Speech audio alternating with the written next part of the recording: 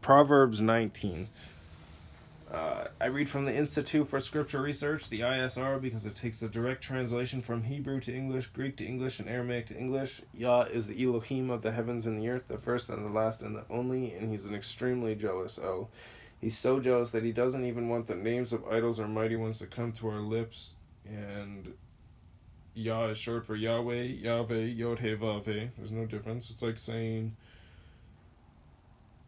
Daniel with an E. And what does matter and does make a difference and is a actual problem that people refuse to acknowledge. It's supposed to be a relationship. Yeah? That means you're supposed to know their name and things about them. So it's a relationship, not just, I'm going to call you what I'm going to call you and you're going to suck it up. People say that Phil, Bob, Sam, and Aaron are the same person no matter what. It's ridiculous for anyone to even believe that. They're not the same name. They're nowhere near the same name. Only a fool would demand that be the same name.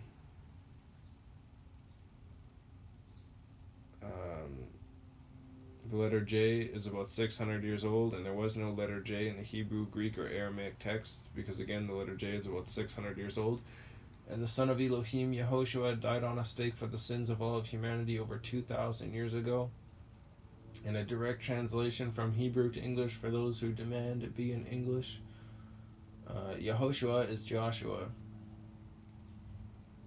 And I strongly believe that the son of Elohim's name, Yehoshua, means Yahweh is salvation. Proverbs 19. Better is the poor walking in his integrity than one of perverse lips who is a fool. Also desire without knowledge is not good, and he who hurries with his feet sins. The foolishness of a man perverts his way, and his heart is wroth against Yahweh.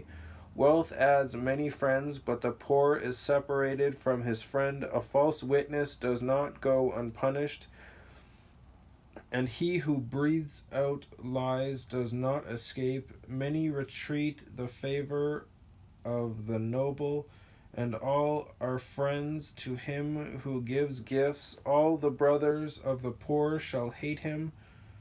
How much more shall his friends go far from him? How much more shall his friends go far from him? Yeah, especially if the poor hates you.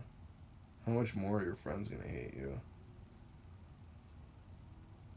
He pursues promises, they are gone. He who gets heart loves his own life. He who guards understanding finds good. A false witness does not go unpunished. And he who breathes out lies perishes. Luxury is not fitting for a fool, much less for a servant to rule over princes. A man's discretion makes him patient, and his adorning is to pass over transgression.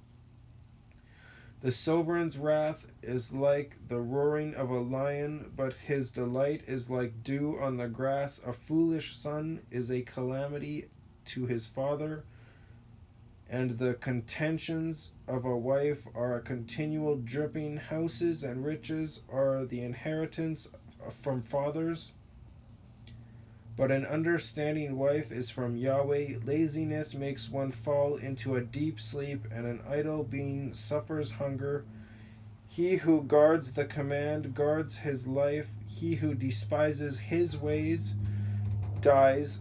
He who shows favor to the poor lends to Yahweh, and he repays his deed. Discipline your son because there is expectation, and do not set your being on his destruction. One of great wrath bears punishment, for if you rescue him, you only have to do it again. Listen to counsel and accept discipline, so that you are wise in your later end. Many are the plans in a man's heart, but it is the counsel of YahWeh that stands. What is desirable in a man is his loving commitment, and a poor man is better than a liar. The fear of YahWeh leads to life, and he remains satisfied. He is not visited by evil. A lazy one buries his hand in a dish and does not bring it back to his mouth. Strike a scoffer, and the simple is made wise, and reprove one who has understanding, and he discerns knowledge. He who plunders a father chases away his mother, is a son causing shame and bringing reproach. Cease, my son, to hear discipline, and you shall stray from the words of knowledge. A witness of Belial the witness of Belial, Beliya', the rapist family. A witness of Belial scorns right ruling, and the mouth of the wrong ones devours wickedness. Judgments are in store for scoffers, and beatings for the backs of fools. If you don't know why I call Belial the rapist family, you need to go back and read the Bible, or you can listen to it. And I sadly did not mark it down in any of the descriptions of the other videos. So you literally just have to read it. But it's in the Old Testament. Pretty sure it's in the first 5 books. So it's in the Torah. But the family literally raped this woman all night long, and then she barely made it back to the house before she just collapsed on the door and died. So they murdered her. They raped her until they murdered her. And then Israel came, and they were hiding out in the people of Benjamin, and they were like, give us the family and we'll let you live. And they were like, come take them from our cold dead fingers. And they're like, okay, we will. And they did.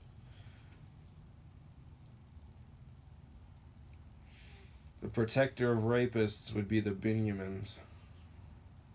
The Benjamites, however you would want to say that. The family of Benjamin. The Belial. Anyways, yeah.